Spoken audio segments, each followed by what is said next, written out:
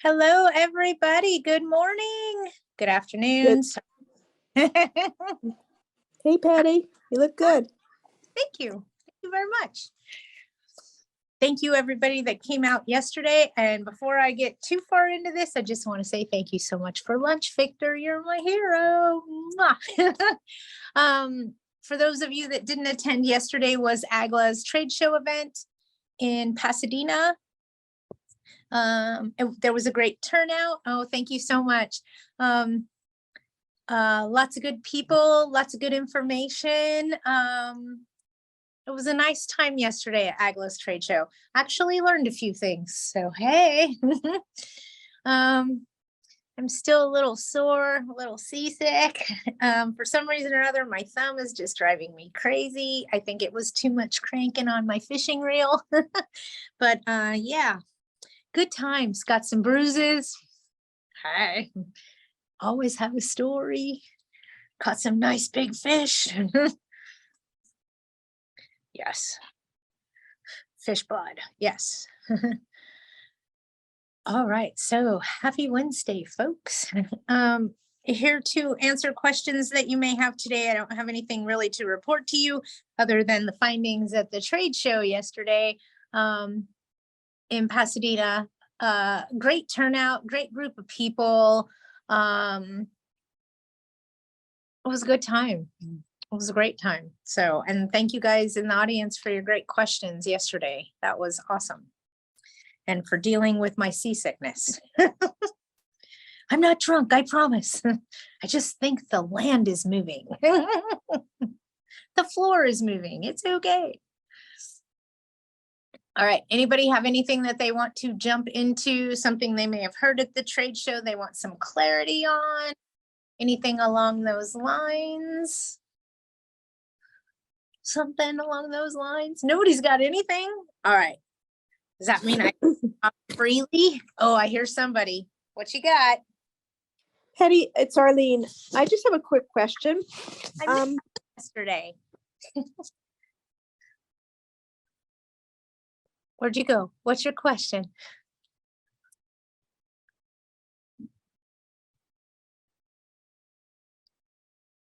Arlene, I don't know what happened, but we can't hear you. I don't know if you unmuted yourself and then muted yourself again. I don't know. Hang on, maybe I can figure that out. It says you're unmuted, but we can't hear you.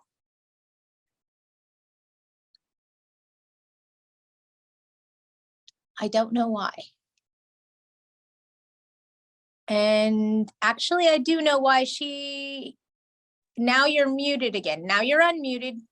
I didn't do it. Sorry, you froze. All right, what you got? I just have a quick question. I had asked you about, I know that they're not doing the 1 month yet for security deposit, but years ago, it used to be take first, last, and security. And then we said, don't do that, just call it first and security. But if you can only take 1 month for can you not, why can't you take first and last and it's not secure, or are they considering that security? Is that the issue? No. If you take first month's rent, you're safe. If you take security deposit, you're safe. If you take last month's rent, you have a problem. Because? If you serve a 3-day notice to pay rent or quit and start eviction the same month, you're wrong. Because you already have the rent.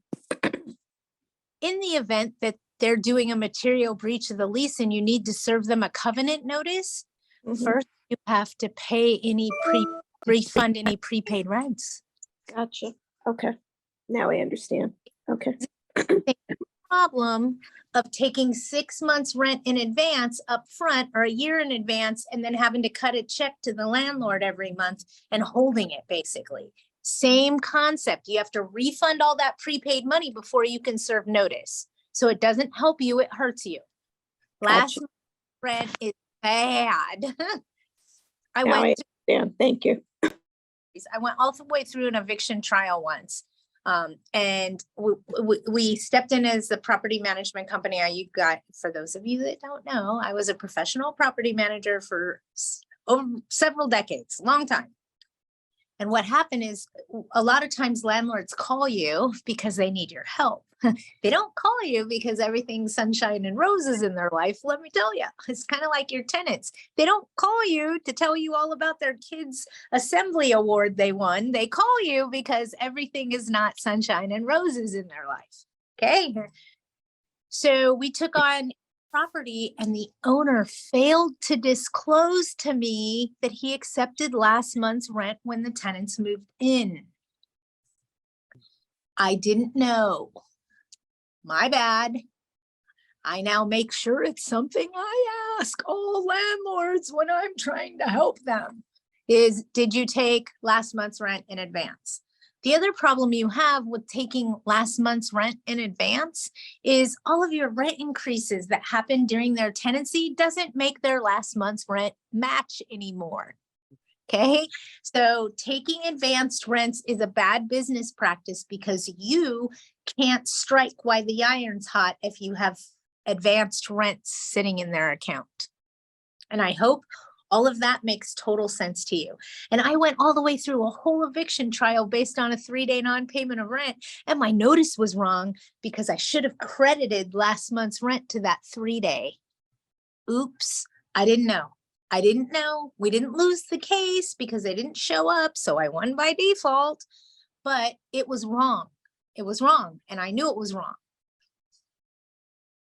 I didn't know it was wrong until after the trial when I found out. He says, okay, and we're going to go ahead and charge him. Don't charge him the last month's rent when you do the disposition. That's what he kept telling me. Don't charge the last month's rent. Why? Because I collected that when he moved in. And I'm just like, our whole court case is bad. Our whole trial's bad. Everything we did this far is wrong. You can't know. So just so you understand, that's the why behind it. And it's also why I tell you guys, don't take, and it's hard. It is so hard. I am one of you. So when that person's standing there going, yeah, I'm here to pay you 6 months advanced rent, you don't want it. You don't want it. Don't put your hand out. Okay, please, you smack bad. Don't, no, no. If you covenant notice and you have advanced rents, you waive the covenant notice. So if you're building a case on the drama they're doing in there, the whole case is bad because you took advanced rents. No, we have some people that already paid first and last month. So what is the solution? Is there any way to change that to security deposit by giving them a notice? How would you solve the problem? How much security deposit do you already have on file? Because you cannot violate the state law and have more than double the rent vacant unit or triple the rent on a fully furnished. No, the previous owner didn't charge security deposit. He did first and last month only. Now we want to change that to security deposit. The last month they paid. Is that possible? Hang on 1 second. I have someone in my office asking me a question. Hang on.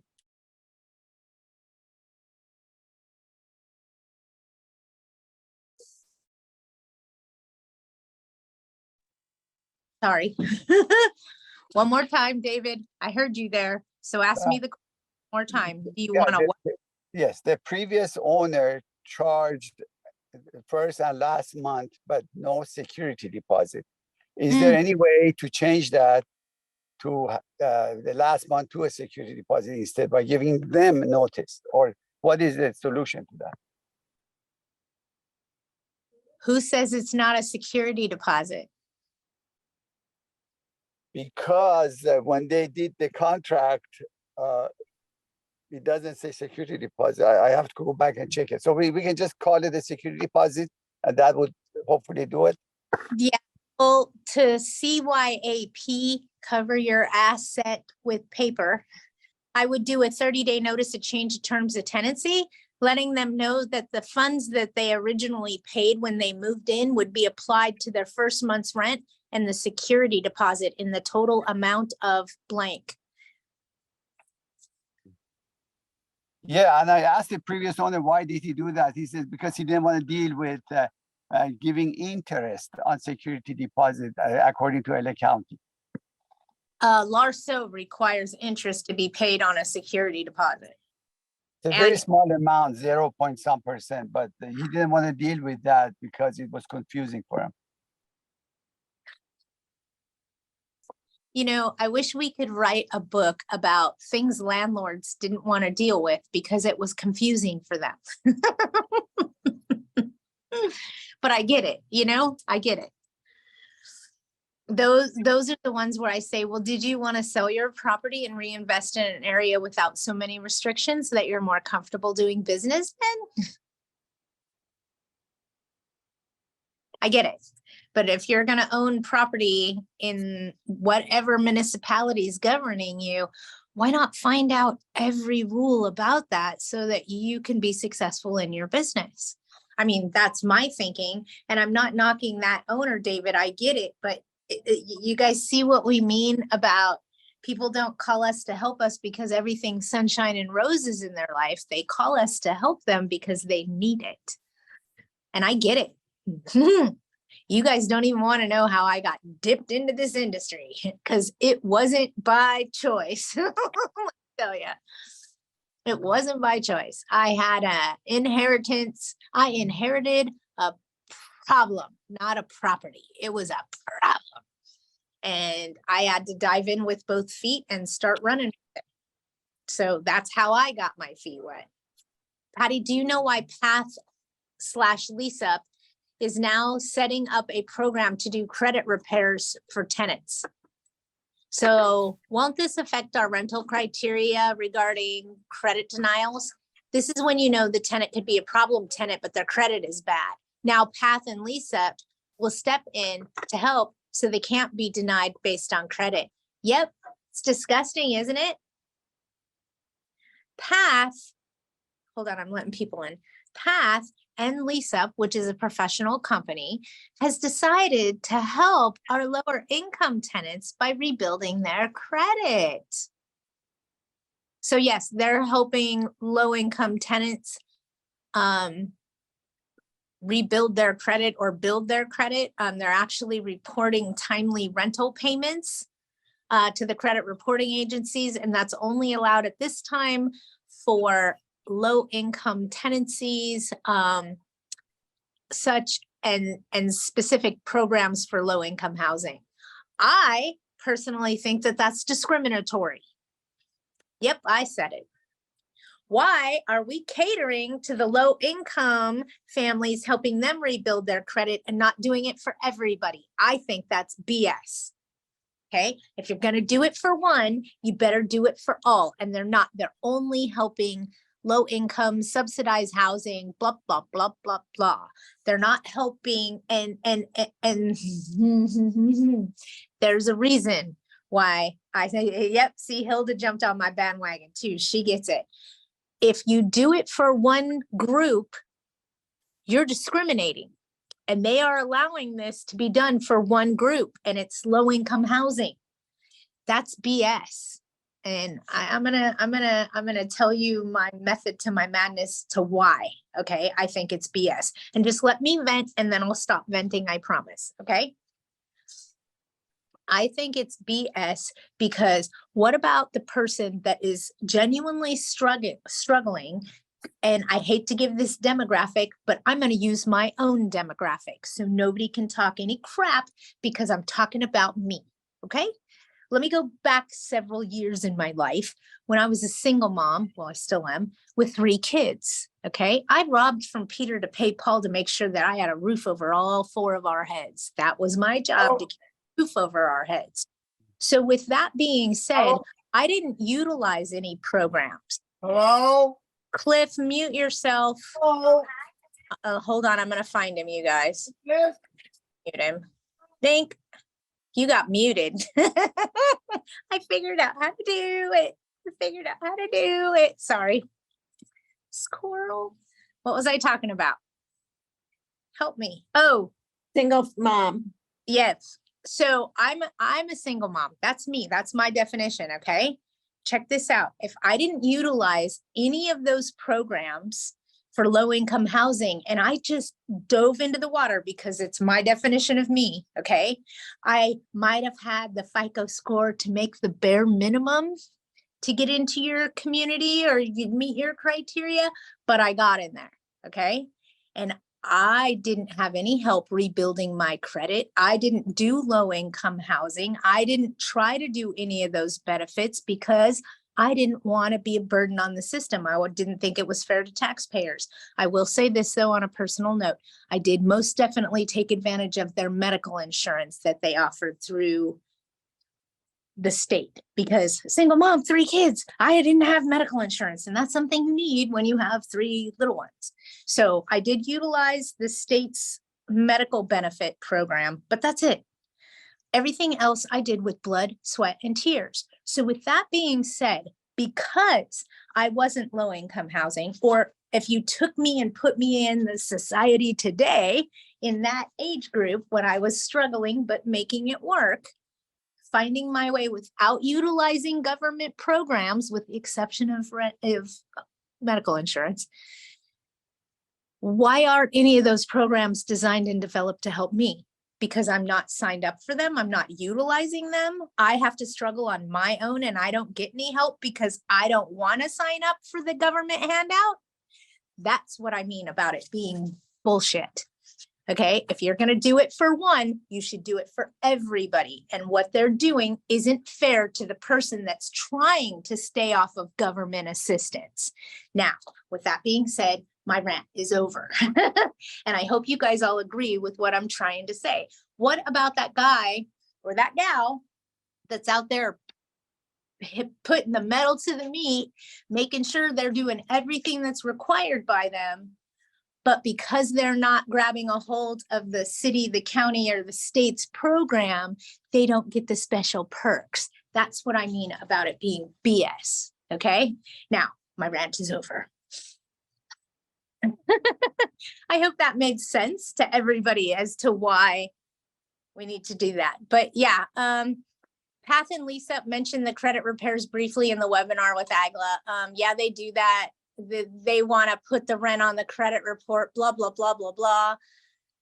Hold on, folks, because right now that is only allowed for low income housing, and they can pay $10 a month to you to have their payment history uploaded to their credit report. Okay. But it only applies currently for low income housing.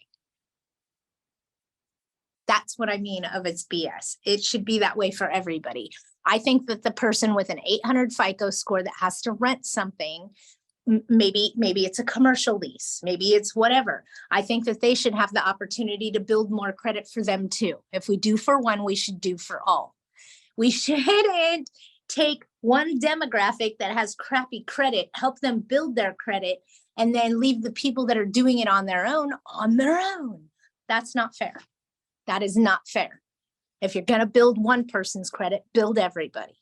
And that's just me talking. I know that I had a vested interest back in the day, but now you know why I'm so adamant of no, don't just help them, help the people a step above them.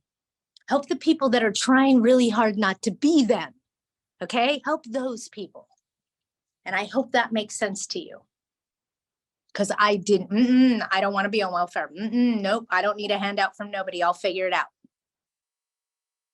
I will figure it out. There is a way, I will find it. But nope, not me, not having it. They are creating lifetime generations of system abusers. Generational system abusers.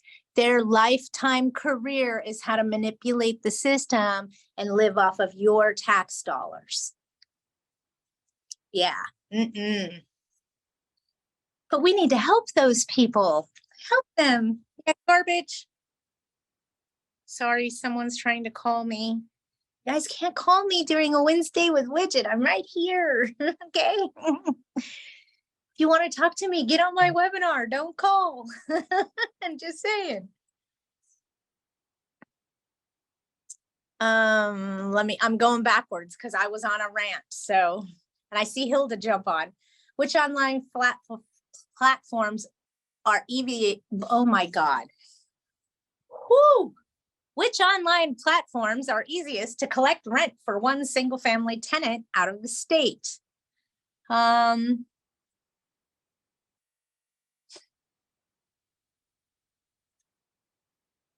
want the honest truth? And this is me being completely honest with you. Yeah, yes. You need a property manager in the state.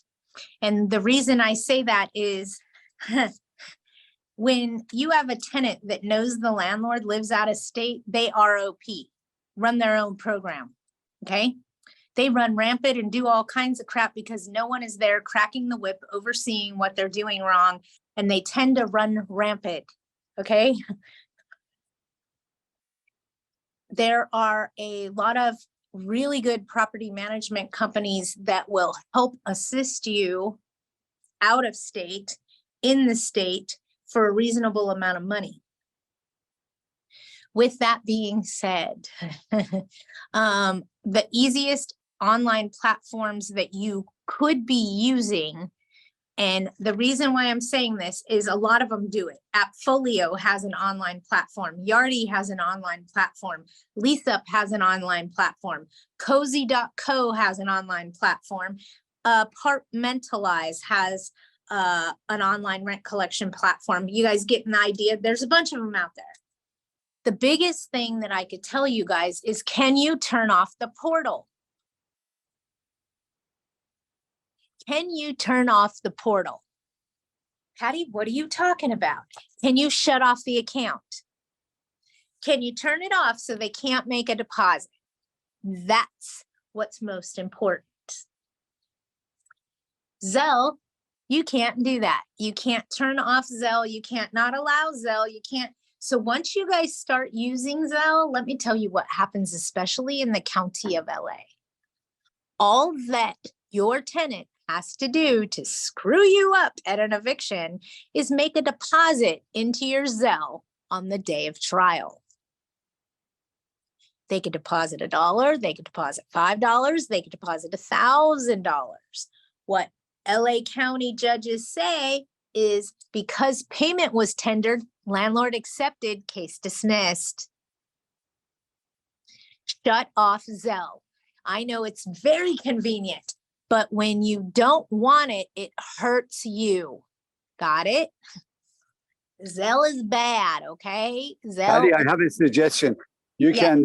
can block Zelle that day of eviction proceeding and then re-register again if that's really a big issue. That may be a solution.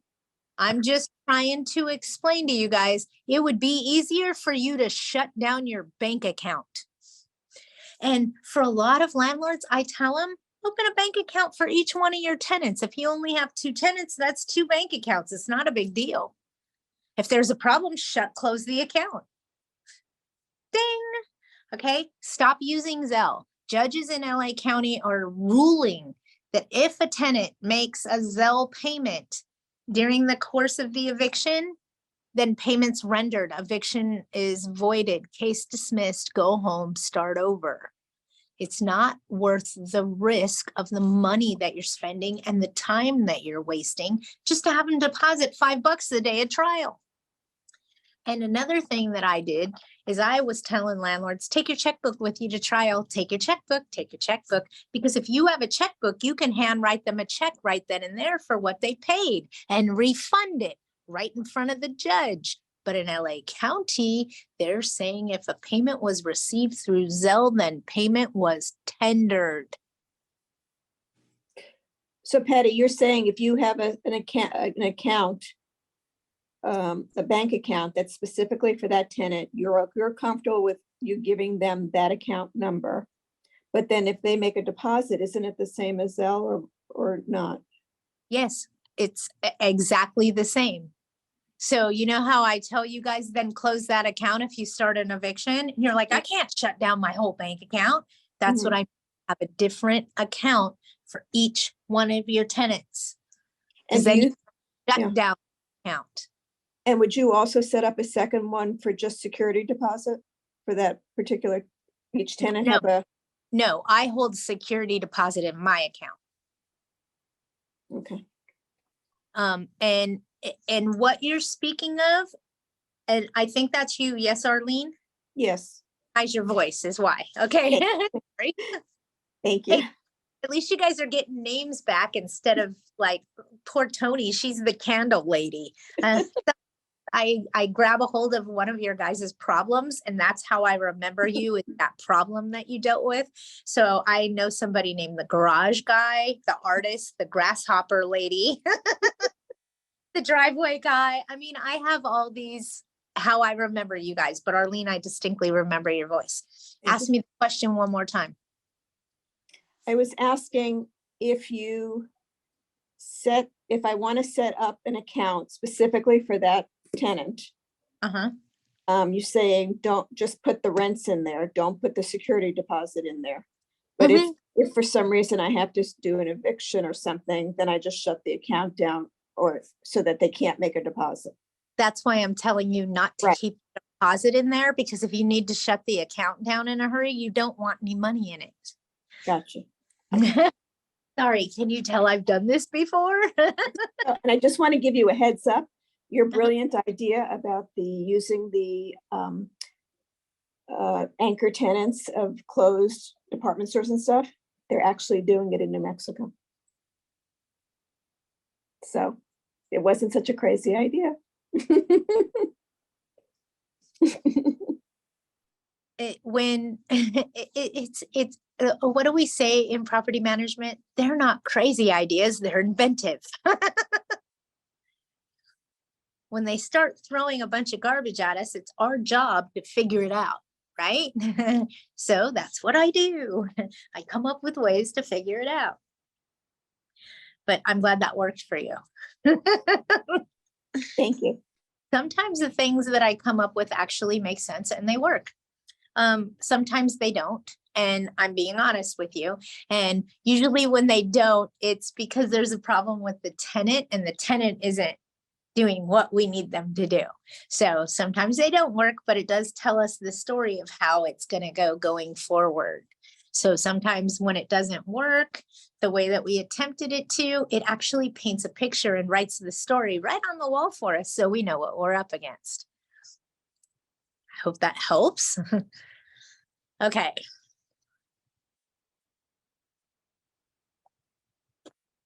Yep, I hear you, Hilda. My mother has a rental upstairs from her. Hold on, I got to read that again. I read it wrong. My mother has a rental unit upstairs from her.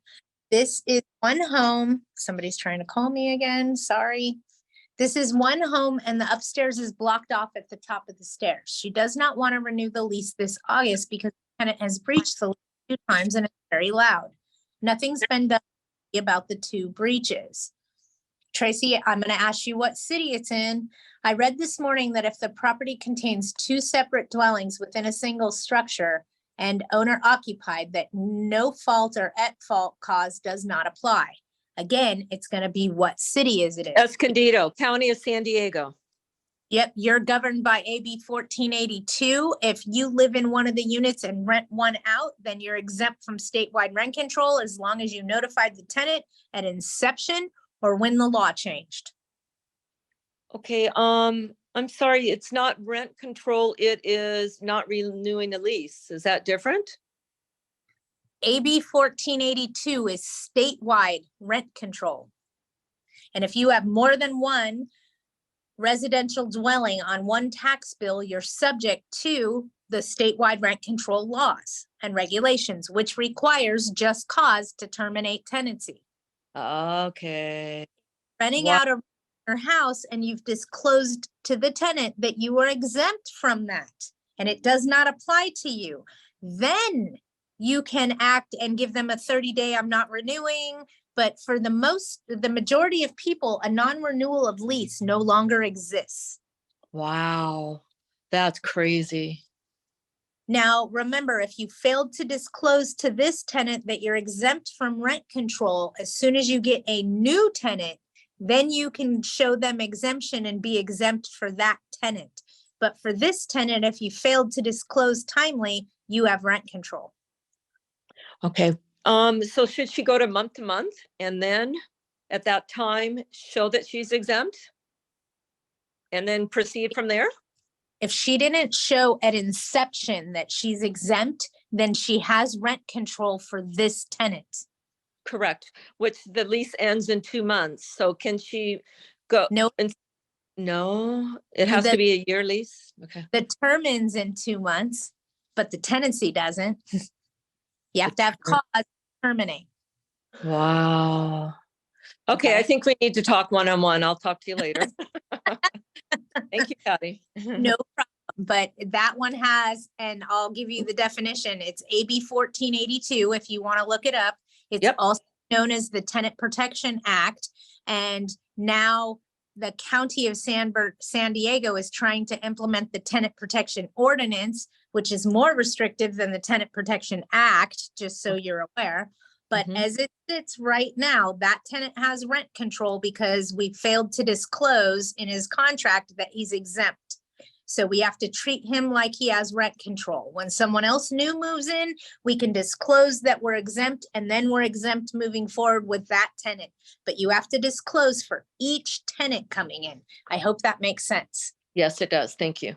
No problem. I remodeled a vacant unit. Can I move a tenant from an old unit to a new one and raise the rent to market rent? I'm in LA County. Most likely not. Okay. You remodeled a vacant unit. If your tenant wants to move into that unit at the new rent amount, then that's on your tenant. Got it? Huh. But if they don't, then they can stay in the unit they're in without it being upgraded. I hope that makes sense to you. So make it, the tenant gets to pick if they want to move into an upgraded unit and pay the upgraded rent that goes with it, or if they want to stay where they're at. You cannot force them into a rehab unit at a higher rate. Not going to happen. Hi, Tony. Do you think livable and rubs is a good way to build tenants for utilities? Yes. I have 3 studios that are multi-meter to 1 meter for gas and electricity. This is how it always was. Now the new tenants will be responsible for trash and sewer too. Yep. These 2 are billed in the property tax. Has anyone used rubs? Is it better to avoid billing issues? Rubs is easier, Tony, because it takes all the stress and I'll have Hilda speaking up about it too, because she's very familiar with rubs. So what the rub system does is it does all the calculations for you, so you don't have to. So that if there's an error or some kind of an argument, you're going to go back after livable and rubs for them to correct it. So it removes all the time you take calculating and doing all the math and sending out all the billing and doing all that. And I know you hear me, but that's what you're paying for. Okay. So keep that in mind. If you have plenty of time and you're good with all those numbers, you may not want to hire them to do that. But if you don't have time, the energy, the effort, and the precision that it takes, because you have to be accurate, then I strongly suggest that you hire somebody to do your rubs system for you. Hilda, do you have a comment on it regarding rubs or any bad experiences with it? Because quite frankly, I can't think of a bad experience using the rubs system. And remember, rubs is just a ratio utility billing statement. It's how we break down 1 meter into 40 bills, okay? 1 meter, we can take that amount and break that into 40 bills. That's what we're talking about. And it's how you make all of your tenants accountable for water, trash, sewer in a multifamily community, okay? Rather than the landlord eating it all. That's how you do it. So it is a great program. It works great. I know Hilda's a little busy today, but she'll pipe in here and there. And if she has 2 cents, she'll add them. Trust me. I'm in agreement, Patty. I never had any issues with it.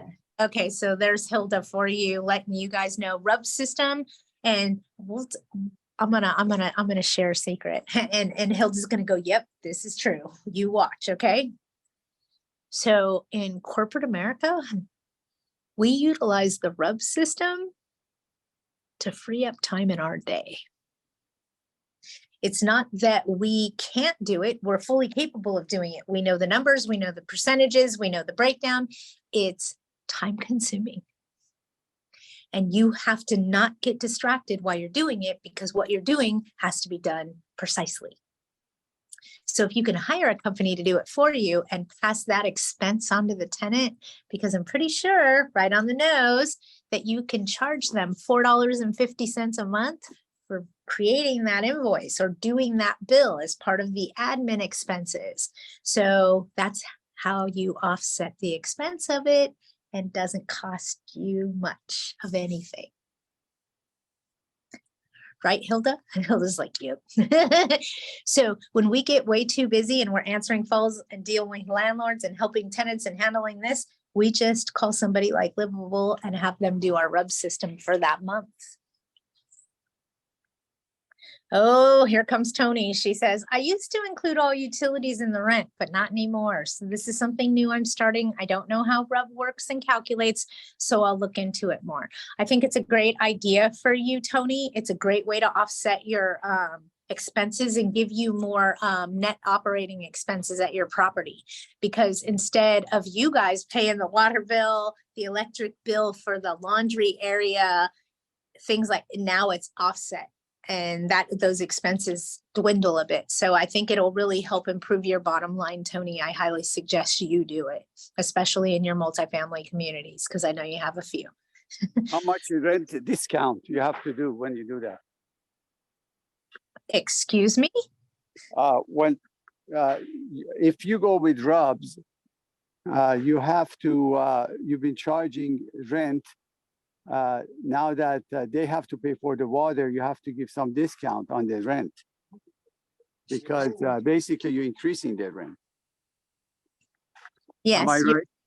30-day notice of change of terms of tenancy, letting them know that they're going to be responsible for their own utility billing through the RUB system. Yes, but in LA County, you're not allowed to do rent increase. When you give them all that expenses, how are you going to explain that you did not increase the rent? You're absolutely correct. Especially in LARSO, you need to be very careful about implementing the RUB system mid-tenancy. It's a much better business practice to do at inception of the lease, rather than implementing it afterwards. So what is Patty trying to say? You want to utilize the RUB system for all your new incoming tenants. For your ones that are already established there, we need to do some talking about whether or not the municipalities will allow you to do what you're doing. Because he's absolutely correct. It's a rent increase. Look at it this way.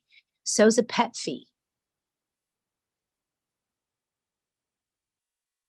So's an unauthorized occupant fee. So's pet rent. Want me to keep going, or are you guys getting the full picture here? Why do you think we're saying no more pet rent? And watch yourself, because I'll tell you the next thing that we're going to lose is going to be late fees. It's coming. It's not a matter of when. Oh, I'm sorry. It's not a matter of if, it's a matter of when. We will be losing late fees. So fill up your buckets while the grunion are running, because they ain't going to run forever. Okay, hang on. Let me go back. Patty, just watch Livable. They missed a few months of billing and are now trying to collect. The reality is the tenants still owe it. Okay. Per their lease contract, if they say they're responsible for the utility billing, then they still owe it. But I understand. And look at it this way. We've been evicting people for decades if they don't pay their utilities. So don't panic, okay? I used to include all the utilities in the rent, but not anymore. So this is something new I'm starting. I don't know how RUBS works and calculates, so I'll look into it more. Perfect, Tony, but I think it'll really help you for your new incoming tenants. Hi, Patty. Where do we need to place the HUD equal housing opportunity sign for an apartment building? Thanks. In the common area. Keep it simple, okay? Put it up in the laundry facility. If you don't have a laundry facility, put it up in the clubhouse.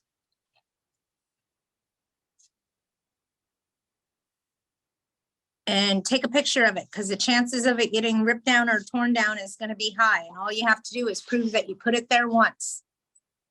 Hilda is telling us if you have a smaller property, you may want to ask an electrician regarding putting in a sub-meter. It is a lot easier if you can put in sub-meters, and some of the utility companies offer discounts for sub-metering. Just to let you guys know, what is a sub-meter? I'll give you an example. Let's say I have a duplex and I have 1 meter on the property. The water line that is going into the separate unit then will have a meter installed on it so we can watch what water is being used at that unit. So that's a sub-meter. It's not an actual meter. It's a meter that's placed on the line, whether it be gas, electric, or water, after the actual utility meter, and it monitors water, gas, or electricity going into one specific unit. Units are empty and new rents will apply. In my rental criteria, it states that they will be responsible for their portion of all utilities, gas, Yep. You're good, Tony. You're doing just fine. Good job. Yay. Val, you have a hoarder. I got a funny story to tell you about my fishing trip. You guys would laugh at me. Okay, Val has a hoarder. What are the steps? It's almost like we want to call the fire department as she has crap piled up blocking the windows. This is where your lease contract is going to help you. Okay. You need to start serving her 3-day curable breach of covenants for cleanliness, clutter, trash and debris. You know that term of your written rental contract that says they can't have clutter, trash, debris, and cleanliness? You're going to serve them a cure or quit on that. 3-day cure or quit to clean it up. And you're going to do that 3 times in 1 month, cure or quit, and a 24-hour notice behind each one on the 4th day to see if they cleaned it. Then you're going to put second request and do it again. Third request and do it again with a 24-hour behind each one of them, okay? When you have 3 of those in the same month, call me. We're most likely going to serve a quit notice and start eviction. Okay? But let them know this cannot go on. This is a building and safety issue, okay? And it's not the fire department that's going to come after you, it's code enforcement, okay? So I get that you want to call the fire department because it's ridiculous, but it's code enforcement that helps you implement that, not the fire department. The fire department is the excuse you use for why this has to be cleaned up. In the event there was a fire in the property, law says, California Building and Safety Law says that a firefighter in a full fire suit needs a 3-foot circumference to turn around and safely carry somebody over the shoulder out of the property that's on fire. So if a fireman doesn't have a 3-foot circumference and clear walk space, that's a clutter problem. So we utilize fire and safety to implement what we want them to do, but they're not the ones that enforce it. It's code enforcement. Okay, Val? Just so you know. Ding, ding, ding, ding. I have not researched RUBS yet. I have a triplex that I pay water. I got a quote for $20K to separate the meters. Nope. Val, look at talking to an electrician about putting in a sub-meter. Okay, sub-metering. Because then you just send somebody out there to read the meter every month, and then you figure out how much their usage is and charge them accordingly. RUBS does it for you. Or people that utilize or sell RUBS systems do all that math for you. Patty, I hope you can understand this. Yes, it's my thinking cap. I'm sorry, I'm being an ass. I have a Larso tenant that is now on a month-to-month rental agreement that says when and if a resident is assigned a parking space on the owner's property, the parking space shall be used exclusively for parking of passenger automobiles and those or the approved vehicles listed on the renter's application to rent or lease is attached here too. The resident hereby assigned parking space number blank. I assigned him 1 space.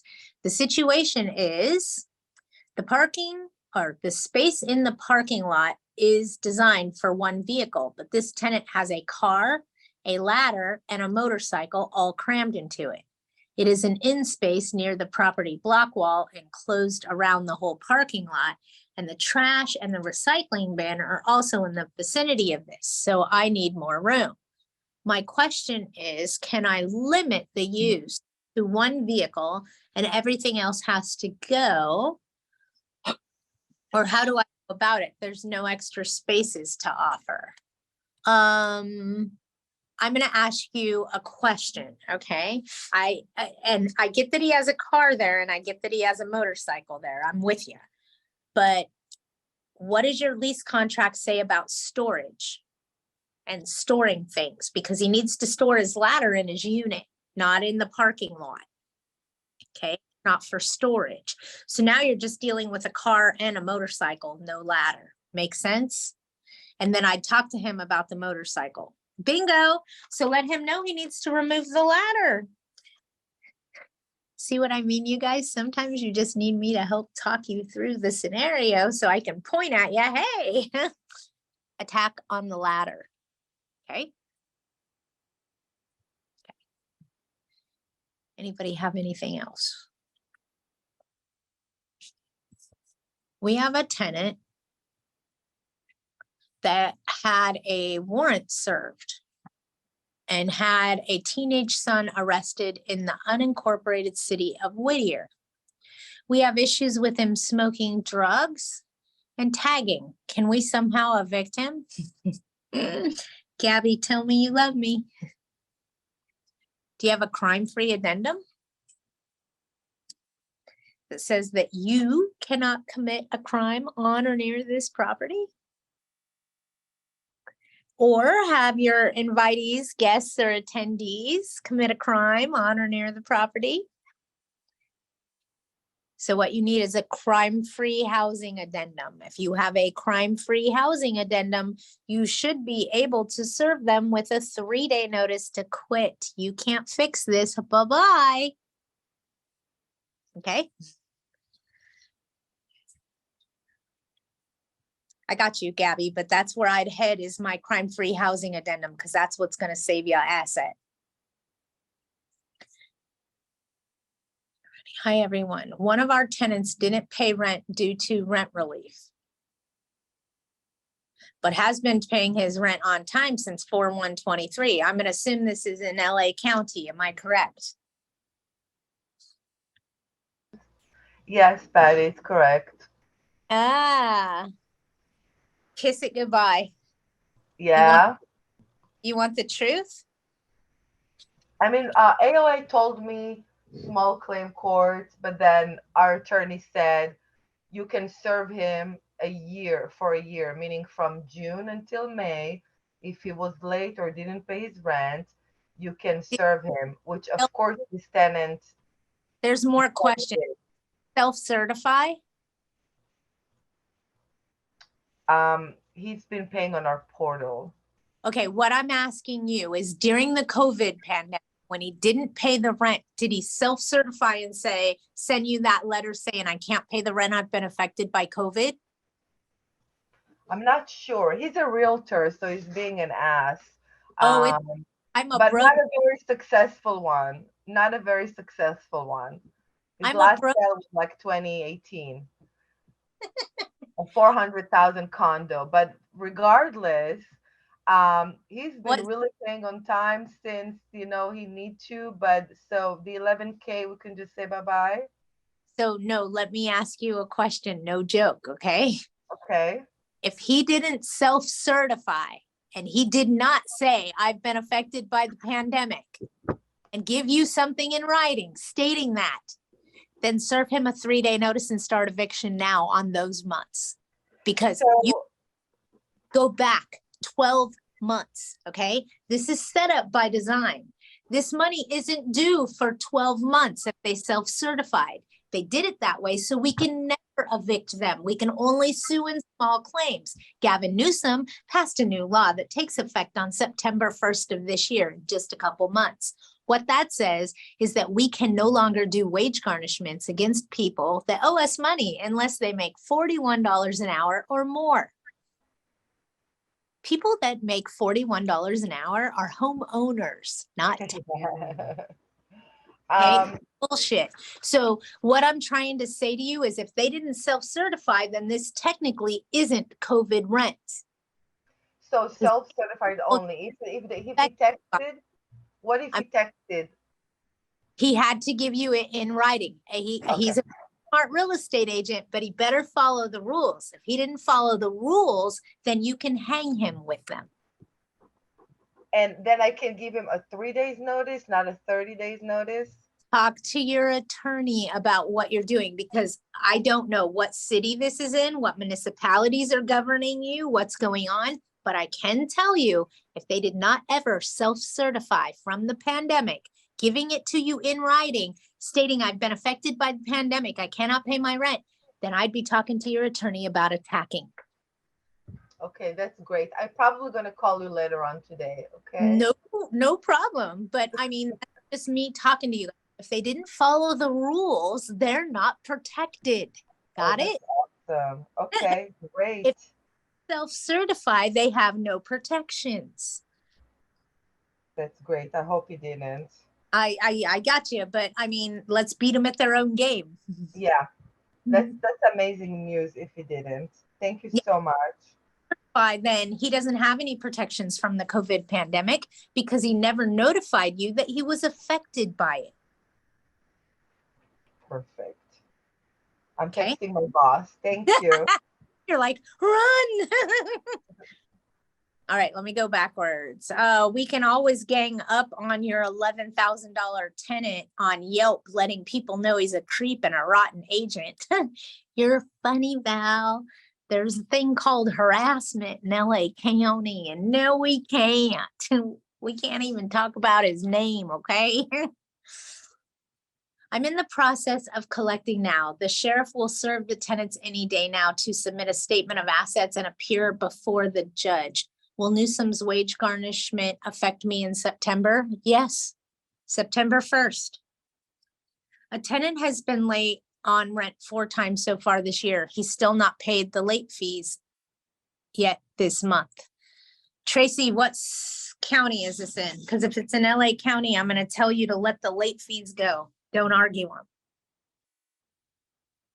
We're losing our teeth. I would talk to your attorney. No joke.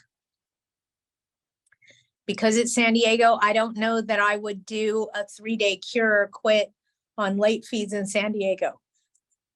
I would do a 3-day cure or quit on late fees in San Bernardino. No problem. But I wouldn't do it I would not do it in LA County. I don't know about San Diego. I'd have to ask the attorneys here and see what they had to say. But I honestly, I can't answer that. I'm going to tell you to talk to your legal counsel and see if they advise you to start an eviction based on non-payment of late fees. You guys remember, late fees are being heavily litigated right now. And the reality is, if you don't want to be in heavy litigation and deal with the money that comes with that, then don't poke the bear in the eye. I pestered the daughter of my cranky vet who did not pay the security increase, and she paid the $100. Yay! There you go. There you go. Sometimes you just got to be sometimes banging your head against the wall doesn't work. You got to go around the back door and see if the window's open. Meaning, if he's not helping you, talk to his daughter. Great concept. Great concept. I had some kids that rented from me once, and they listed mom as an emergency contact on their application.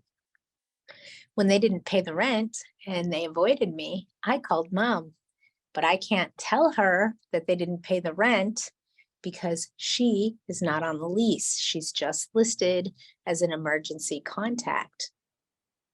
So I called mom and I said, hi, this is the property manager. I manage the property for your son, I believe. He rents a property from us at this address.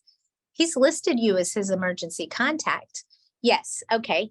Can you please have him contact me immediately? We have an emergency. Well, what's the emergency? I can't discuss it with you. You're not on the contract, but your son needs to contact me immediately. Yeah, go mom. It works wonders. What's her emergency? Why does she have an emergency? What's going on? Did you not pay your rent? Yeah, get mom on your bandwagon. Works wonders. Sometimes it's not what you know, it's who you know. Question, if you are marketing a listing as furnished and security deposit is higher because it's furnished, and potential renter wants furniture out for a lower security deposit. No, good God. Can you hear yourself? Can you hear yourself?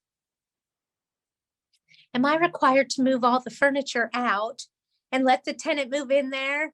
And what, pay storage for all that furniture? No.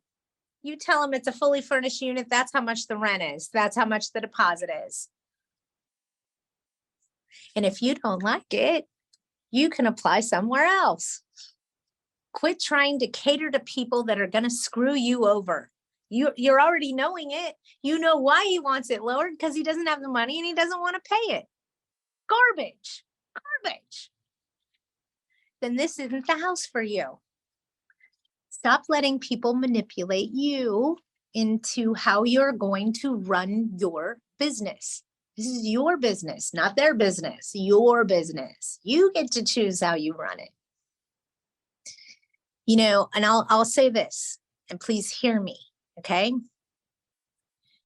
If half of the state of California's rental units were vacant, I might give you a different answer. But right now, we're not having trouble filling vacant units. We are going to see some price changes happening. We are seeing the market start to take a nosedive, no doubt. We now are having to fill vacant units where before it was a race to see how quickly we could rent them. Is it going to take me 5 minutes or 25 minutes? We don't have that problem anymore. We now have vacants. I have people calling me saying, hey, Patty, I got 5 vacants. Can you help me get them rented? Absolutely. Let me teach you a couple of tricks. But we don't have the problem where we have 15 units in a 100 unit building vacant. But we're starting to get there, okay?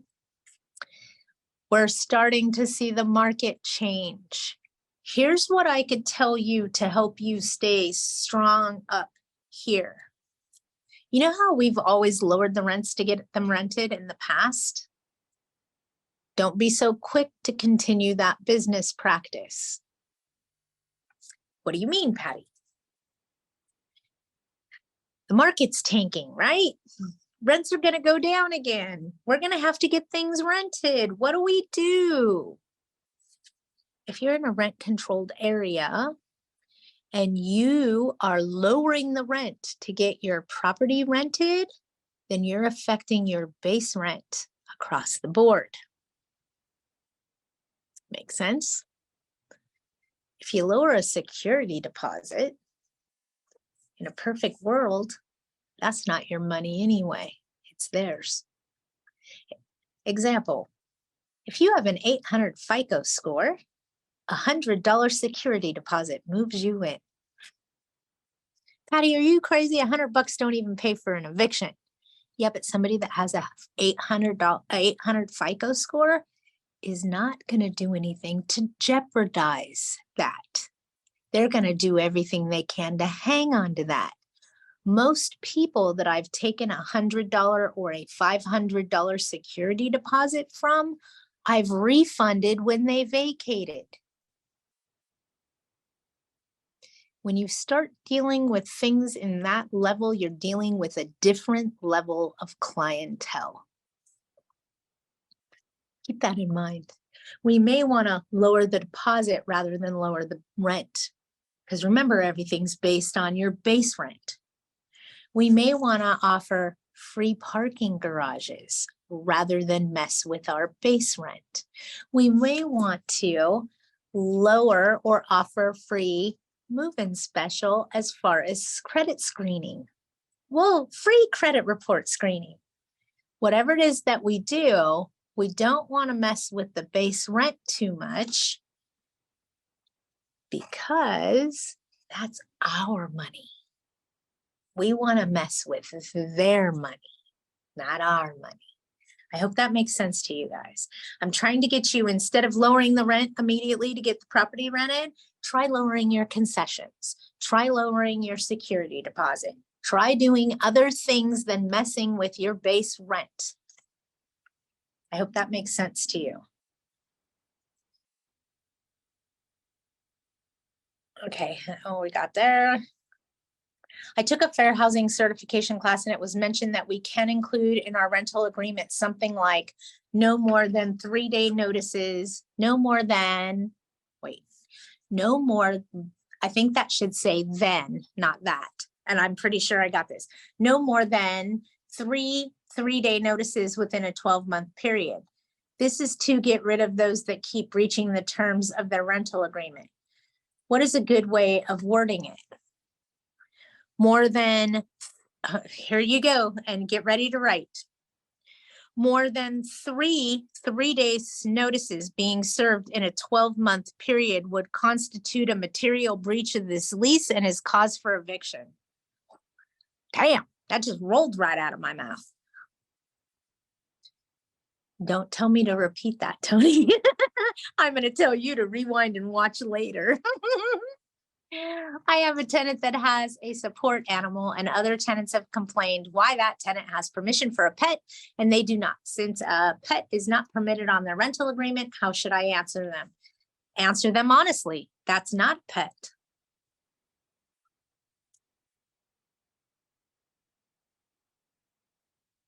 It's not a pet.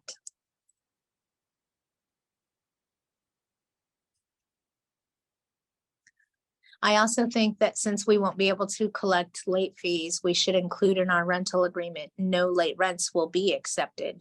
Is that a correct way to do it and get rid of a delinquent tenant? I'm going to have to ask that one to an attorney. But because I don't know that you can give them an ultimatum. And no, you can't do that, Tony, because hear me out, okay? And I had to think about it. So thank you for making me exercise this thing between my ears.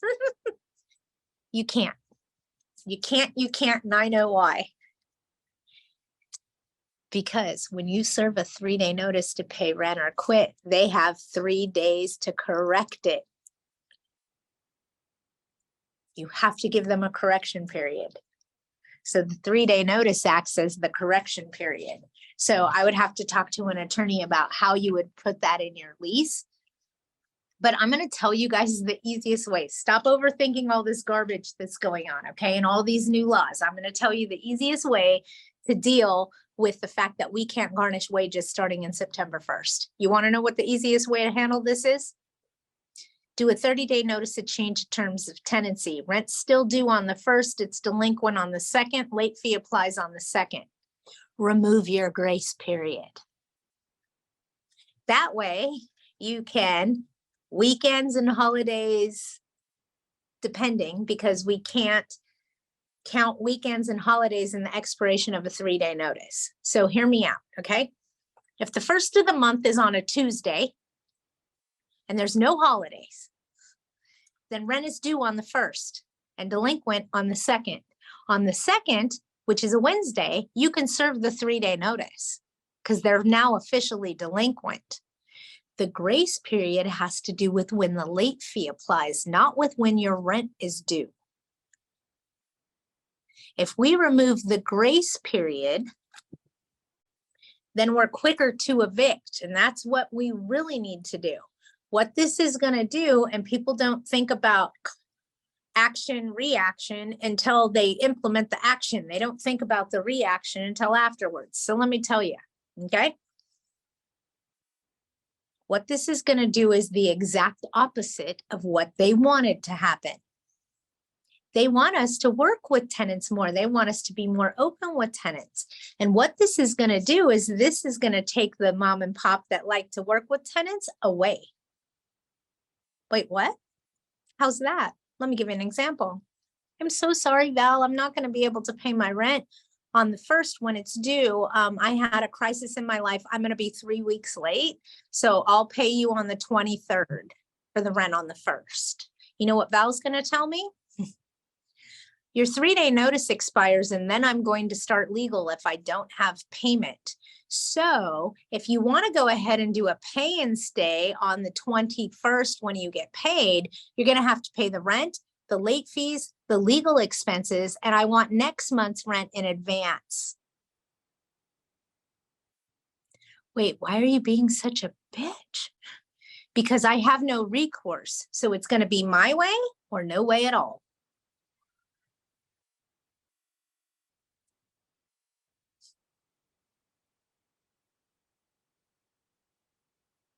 They don't want us to be quick to evict. They don't want us to evict them. But what they're doing is forcing us to.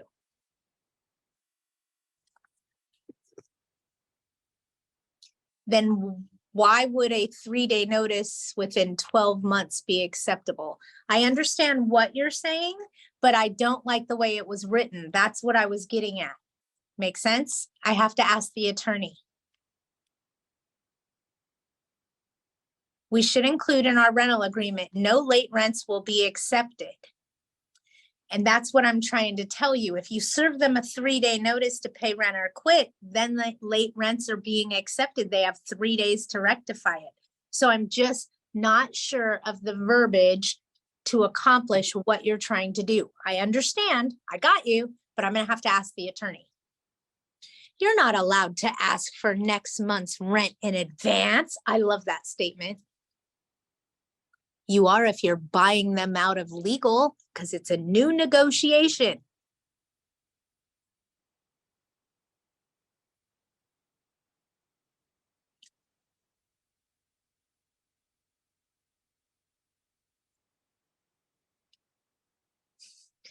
I'm waiting for somebody to say, I've been doing that for years. I'm waiting for somebody to say, I've always asked for next year's rent in advance.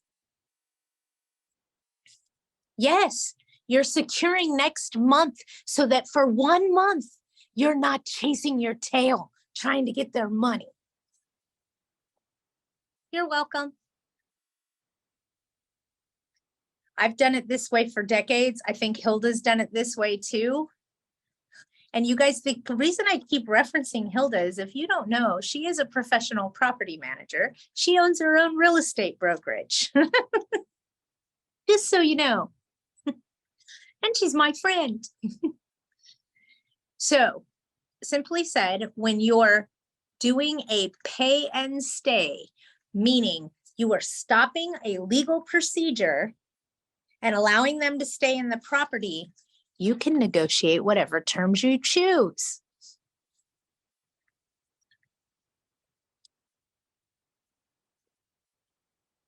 Am I giving you guys too much information and your heads just went, oh my God, I got it. I understand. But yes, I've always asked for next month's rent in advance so that I don't have to chase it. Give me a 30-day break. But yes, you can ask for next month's rent in advance as a measure of good faith.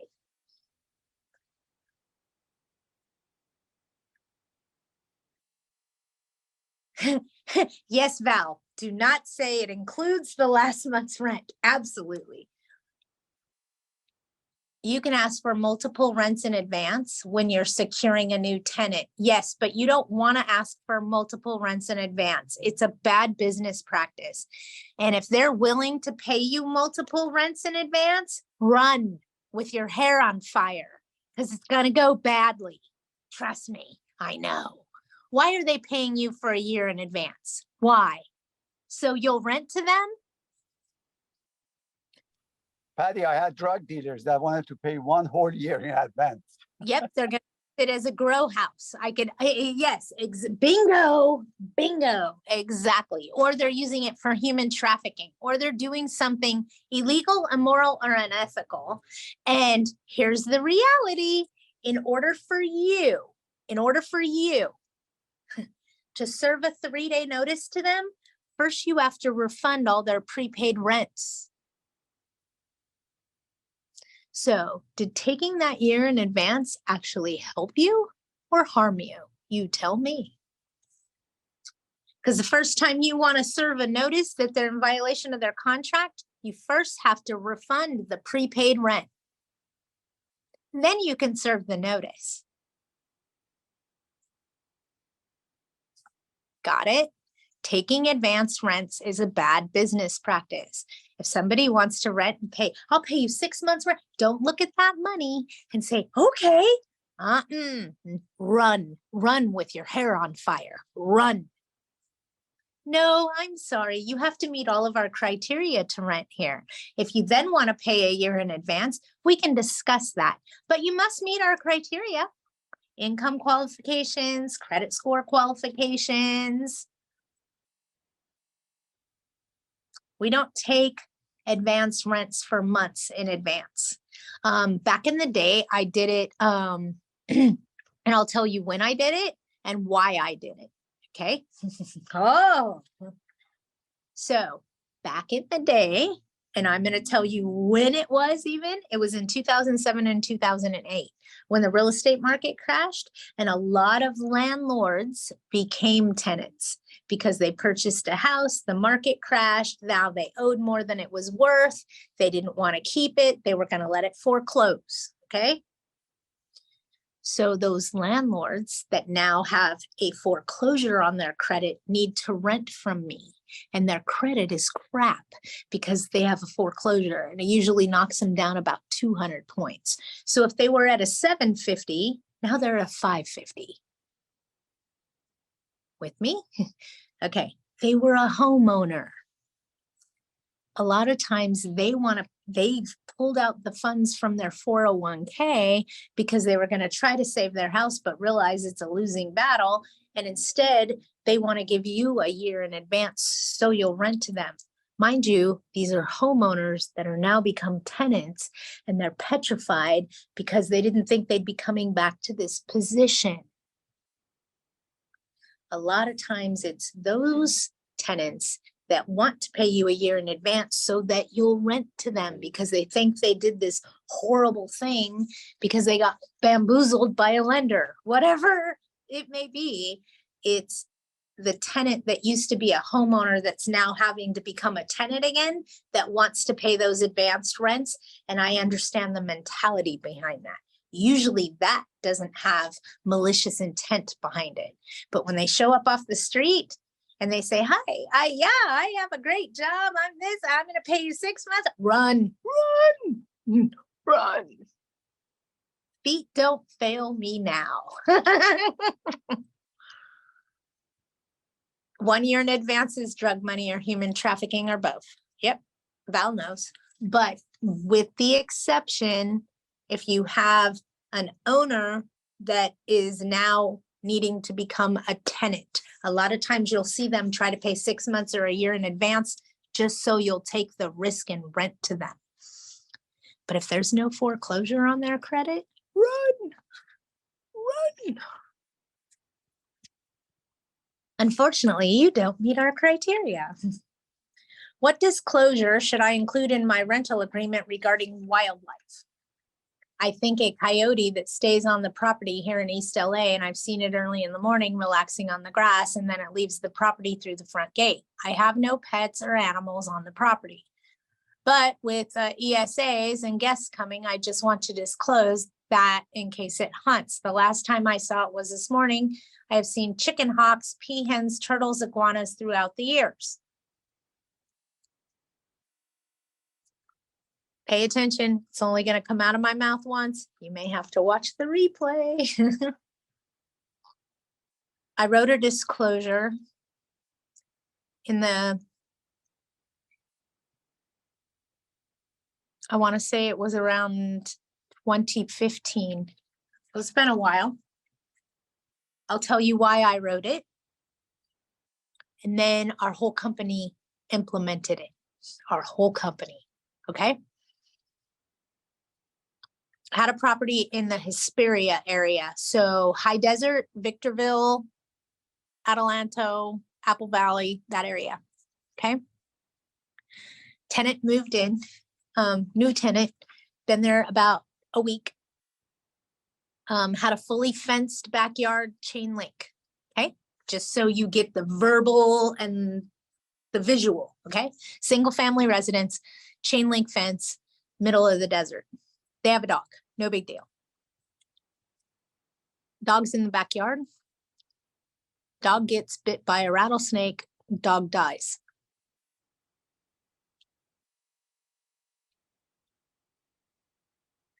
Apologize to the tenant. Tell them I'm so sorry that this has happened to them. Unfortunately, I can't keep rattlesnakes out of the yard. They lived here first. I wish there was something I could do. I'm so sorry that this happened to you. They understood. They were just letting me know what happened. They knew it wasn't our fault at all, because how can you control that? You can't, okay? And then I wrote a disclosure that says, dear residents, please be aware that there are animals that are indigenous to this area. They include rattlesnakes, skunks, possums, coyotes, bobcats, mountain lions. I went down the list of animals indigenous to the area that I was in, and I listed everything that I could think of, okay? And then some, even listed rabbits as being animals indigenous to the area. And unfortunately, these animals that are indigenous to the area have been here before we were. They can become a nuisance, they can become a pest, they can become irritating, but they're animals that are indigenous to the area, and there's nothing we can do about it. Okay, so that's the disclosure, is there is animals indigenous to this area. And the reality of it is, you guys, and I'm not trying to be an ass, I'm just trying to make you understand. My girlfriend posted on Facebook yesterday, she's walking through her field out in Chino where she lives. There's 3 coyotes sitting in the middle of the field in the middle of the day with the freeway going by. She's like, look how scary this is. Watch your pets. And I'm thinking to myself, look how sad it is. We've pushed them out of their own homes. They have no choice now. We've taken over their land. We've seized their neighborhoods. Where are they supposed to go? They live here too. Okay, so keep that in mind when people start talking to you about things. Make sure they know there's bobcats in this area. We have rattlesnakes. We have this, we have that. You have to let them know. People think that I live in a community with a street, a curb, and a fire hydrant. So why would I have a rattlesnake in my yard? You live in the desert. That's why. They're easily forgotten where they live because of the amenities that they have. Sorry, somebody tried to call me. But you understand what I'm trying to say to you? Would renters insurance cover? Hold on, somebody's trying to call me. Would renters insurance cover wildlife problems with pets? Potentially, if they had that coverage. I just paid a rattlesnake aversion company to come to my home and train my dog to avoid them as we have them. I have them too. And it is a little bit tricky. Yes, I agree. You got to keep your dogs away from them or make sure they're aware of them and that they're, because exactly, they're like, oh, what's this? Oh, it's making noise. Oh, it smells good. Oh, shit, it just bit me. So, yeah, I had a film company at our home last weekend. I made them sign a liability waiver. Good job. But yeah, animals indigenous to the area. I wrote an addendum in regards to it. And basically it was a disclosure notifying them that there are animals indigenous to this area that can become a pest or a nuisance, but they've lived here before we did. So that's all I did. It's just an informative, hey, there's animals indigenous to this area. be aware. Because think about it. There's no documentation in our contracts anywhere that tells us, hey, watch out for rattlesnakes. And then some of us laugh and go, yeah, but we don't have that problem. Yes, you do. I don't want to state names, but we have this problem in canyons in warm weather. This is California, folks. We have them in Corona. Okay. It's not just rattlesnakes. Raccoons can be a pain in the ass. They like shiny things. Do you know what one did at my house once? It went underneath and pulled all of the ducting out from my heating. So I was wondering why I was running the freaking heater and my house was still cold. Oh, I know, because it's heating underneath my house, not in my house. Raccoons. Yeah, see, Hilda's saying in Canyon Lake too. So we have rattlesnakes in Riverside. We have raccoons that can become a nuisance, possums that can get in your engine of your car and rip your wires out. Oh, animals indigenous to the area. That's what you're disclosing to cover your asset. Because if you disclose that these animals live here and they can become a nuisance, some of them can be deadly. I mean, hey, pay attention. I warned you. I told you about it. I disclosed. I did my job. All you're doing is disclosing that there's animals indigenous to the area. Right. See, Tony has had possums and raccoons, and they are a nuisance. They are a pest. And can I tell you where your property is, Tony? Can I tell them what city it's in that you have problems with raccoons and pests like possums? Because you guys are going to go, wait, what? Go ahead, Tony, put it. I had possums, raccoons, etc. Where do I find out if there are indigenous here in East LA? This is the first time. See, East LA, you guys. She's seen possums, raccoons, and a coyote. But I think my place is like a sanctuary. Will this disclosure include insects like spiders, tarantulas? You can put anything in there. Yes, East LA. She has problems with coyotes, raccoons, and possums in East LA. Again, you guys, California is a desert like Mexico, okay? We are on that same peninsula. It's a desert community.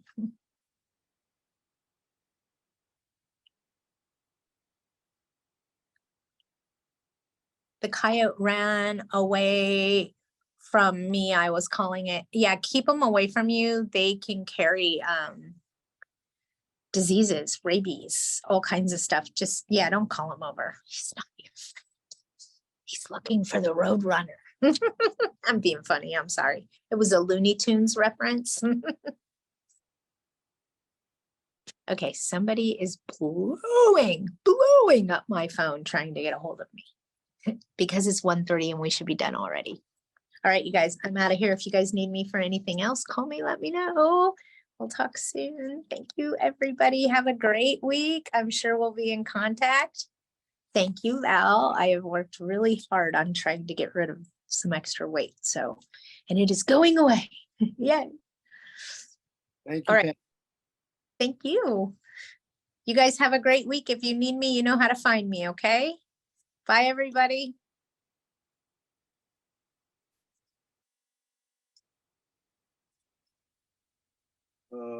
Okay. I'm trying to turn it off. I'm trying. I don't want to let you go. I'm trying. Bye.